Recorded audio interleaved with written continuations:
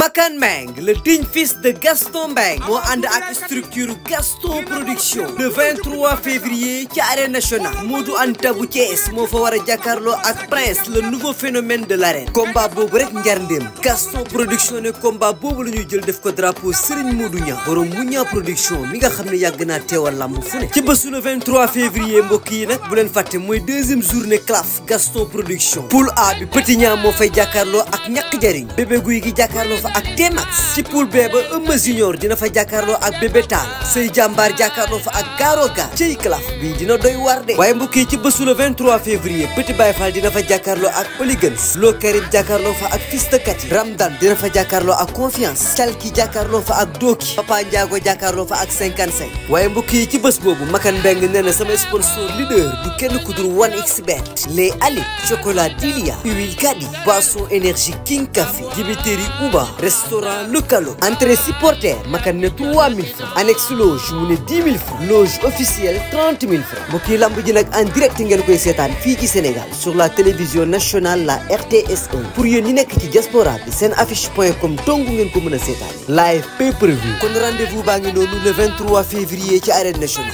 Modou Anta bu Thiès. Prince le phénomène de l'arène. ñu ànd ci nag mbokk yi ak Gaston Production.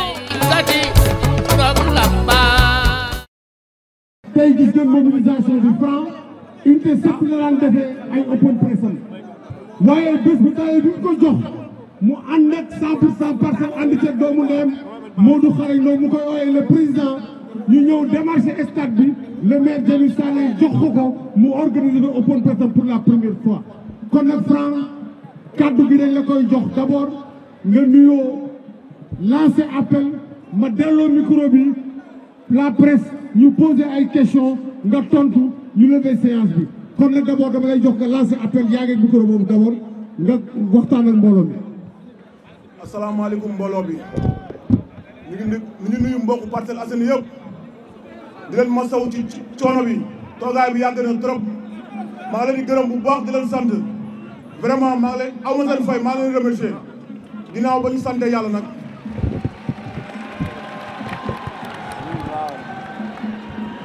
ginnaaw ba ñu sant yàlla sant Yeesu Krista ak Maman Marie ñu ngi sant àdduna ñu ngi sant monde yëpp ñu ngi remercier ñëpp gis nañ taxawaay bi gis nañ ñëpp ñu fi teew ñu ngi leen di nuyu bu baax a baax ak journaliste yi tamit ñu ngi leen di masaw bu baax a baax coono bi yàgg ngeen fi tamit comprendre nga ñu ngi nuyu ñëpp di ziar ñëpp aussi tamit di nuyu kilifa diine yi kilifa aada yi ñëpp nga xam ne ñu ngi ñuy béggee di ñu ñaanal rek ñu ngi leen di sant bu baax di leen gërëm di encore une fois di nuyuwaat ñëpp di leen xaar seen question.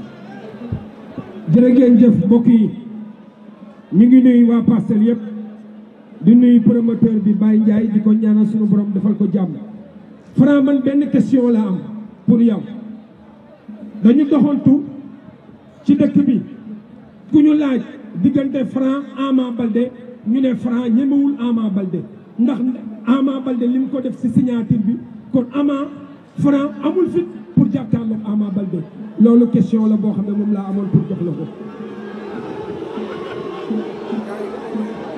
Franc yaay tontu de.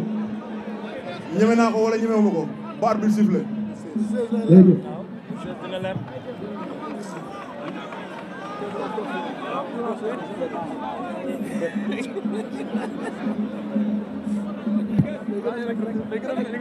jërëjëf mbokk yi ñu ngi leen di ziar bu baax a baax. ba di 100% découverte Franc ñu ngi leen nuyu bu baax a baax di la ziar Franc ñu gis ni que yàgg nga bëreeg waa Parcelles bi nga bëreeg astafurlah waa Pikine bi nga bëreeg waa Pikine combat bi nga xam ne ni moo ci ëpp coow sa digganteeg Sokh la woon sa digganteeg Sokh bi nga koy bëree sa waajur yàlla ko yàlla xaaree àjjana da nga ne ba bi ngay génn daf la woo am lu mu la ñaaxee keroog ngay jàkkaarloo ki nga xam ne ni mooy Ama Baldé mu wàcc ba mel la waajuram tey ba muy def loolu lan nga yëg parce que yaa ngi jëm ci bis boo xam ne nii bis bu am tension la nga koy bëri waa Pikine te doo ci gis sa waajur. waaw di ñaanal sama waajur fu mu tëdd yàlla na ko yàlla yërëm ak képp ku génn àdduna rek waaw xam nga ak waajuram waajur.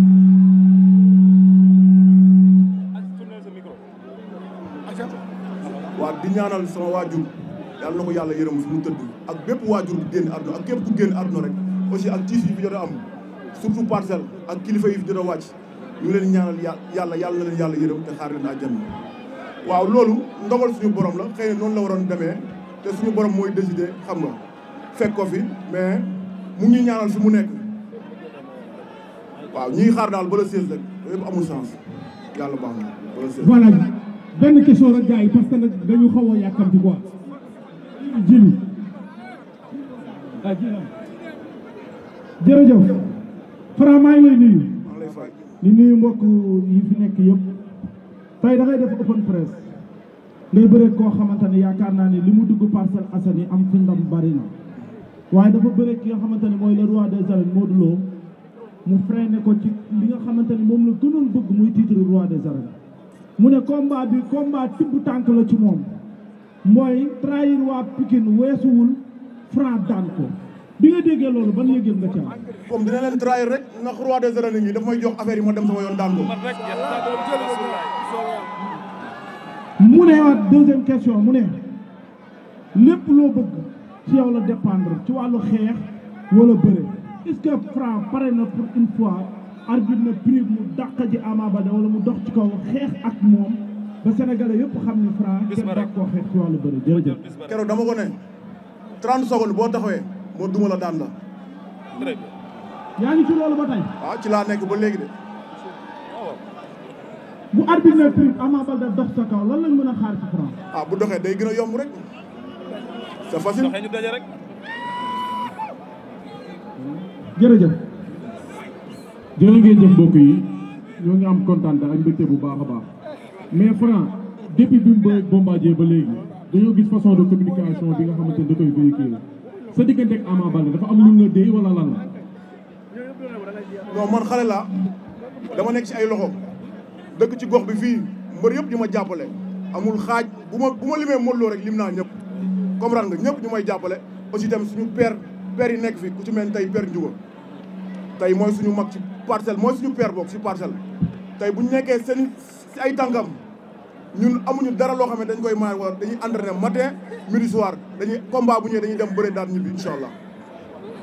dañoo gis benn gëm-gëm bi nga am parce que keroog dama dégg Eumeu Sène wax nga ne ko bu fekkee waxoo ak man nga jóg jam Balla Gaye wax nga ne ko boo ñëw àndaale sa njëriñ lan mooy problème bi Franc lan la. waaw ñëpp xaj nañ ci bu ñu ñëwee le 16.